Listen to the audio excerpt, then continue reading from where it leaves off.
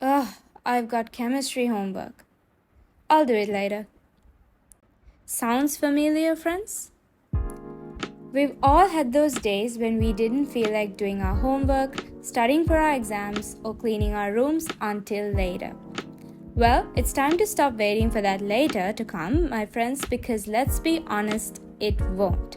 Procrastination is something that may seem like a temporary fix to all our problems, but in the long term, it just makes us more stressed because as deadlines approach and our work piles up, we tend to get even more overwhelmed at the end of the day.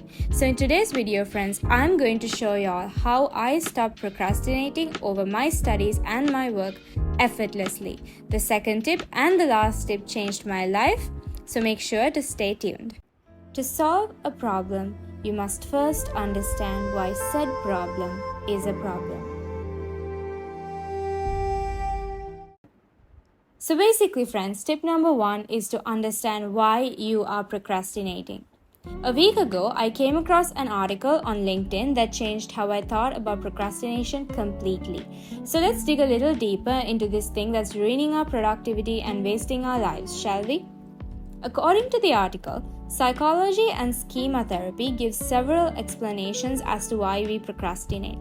While there are many reasons, some of the most common causes of procrastination that I too have experienced before are the attraction to instant satisfaction, perfectionism, and being too overwhelmed all the time. Now that we know why we might procrastinate, for the next few minutes of this video, friends, I'll show you how to tackle each of those. So, by this point, friends, I'm sure many of you must have heard of the productivity technique called the 2-minute rule. Even if not, it just basically means that if any task is small enough to be done in under 2 minutes, then you do it immediately. You don't schedule it in, just get it out of your way right then and there. This technique works well for our tiny daily tasks like arranging our study spaces, for example, and it's also quite motivating because our brain tends to perceive smaller tasks as easier and so doesn't tend to procrastinate much over them once you look at them with the 2-minute lens. However, it still doesn't fix our procrastination over the much heavier tasks we have to do, and that's where my take on this productivity technique comes in, my friends. So for example, let's just say that you have to study an entire topic in your textbook for your next exam. Using this productivity technique, we are going to break or divide this huge and bulky task into several smaller steps, each of which can be done in less time, and assign a separate date to finish each of them. So, for instance, if your exam is in a week, you can break the studying into 7 days where you'll revise a subtopic or two every day until your exam. So now you only have to worry about getting a little bit of the work done every day, and this will motivate you to study because it will seem less tedious. It's all about the angle that you look at it, friends. If you like this video so far, don't forget to hit the like button and subscribe to my channel. It's a small gesture, but it always motivates me to keep bringing you new and unique content.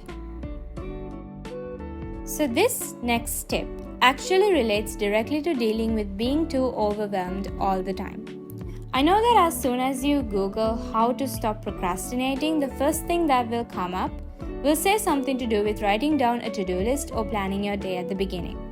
But too often, I've realized that it is precisely this tiny piece of paper with a bunch of checkboxes and scribbled words that actually makes me feel like putting my work off to later. We might not notice it, friends, but sometimes it's getting scared of how much we need to complete on that day that's listed out for us on that dreaded to-do list that feeds our procrastination.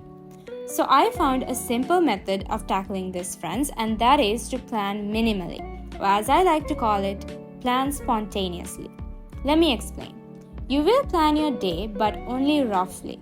No strict time durations, no specific orders in which to complete your tasks. Just note down only the tasks that you have to get done. Then go about doing them one by one. You can even help yourself further by planning out 3 or 4 days like this in advance. This means that you are now writing down a bunch of tasks you need to finish off only by the next 3 or 4 days, and so You can always tell yourself you have room to breathe, because then, even though it could be a rather long list, you don't have to finish it all on that day and you have plenty of time, so there's no need to be overwhelmed. If you try to Google the reward first strategy right now, I'm sure nothing related to overcoming procrastination will come up, because it's something I created out of scratch to help me overcome my procrastination to learn the guitar. A little context here. I started to learn the guitar a few weeks ago, friends, and at the beginning, because it was just so hard, I just kept on procrastinating to practice my chords, and every single time I remembered that I had to practice it, my mind just wanted me to do something else much more easily gratifying. That's why, one fine day, this amazing technique hit me. My reward first strategy. Usually, we are advised to tell ourselves that if we complete this task, we are allowed to give ourselves that reward. In this case, however, we are turning the tables completely on this idea and choosing to reward ourselves first, or at least hint at a reward to ourselves first. So a fun fact about me is that I love to treat myself to different desserts once I complete my tasks. That way, I get a break, a change of pace, and a reward all in one, and I'm energized to keep going through my day. But this time, before I told myself I had to practice the guitar, I prepped a quick, healthy, and delicious fruit pudding and put it in my freezer. Then I set a timer for 1 hour, because that's the ideal amount of time for me to practice playing my guitar and also for my pudding to fully set. And I started to practice. The fact that I was looking forward to getting done with my guitar practice this time to have my dessert was completely game-changing, friends. That is why this technique helps overcome our mind's attraction to instant happiness. Because in simple terms, we give our minds a taste of the reward and tell them we need to work hard to enjoy the full thing. So there you are, my friends. These are all the various techniques I like to use to help myself overcome my procrastination. If you think this was helpful, please like the video, subscribe, and set your notifications to all so that you don't miss out on any of my future videos. Thank you for watching. See you in my next college adventure.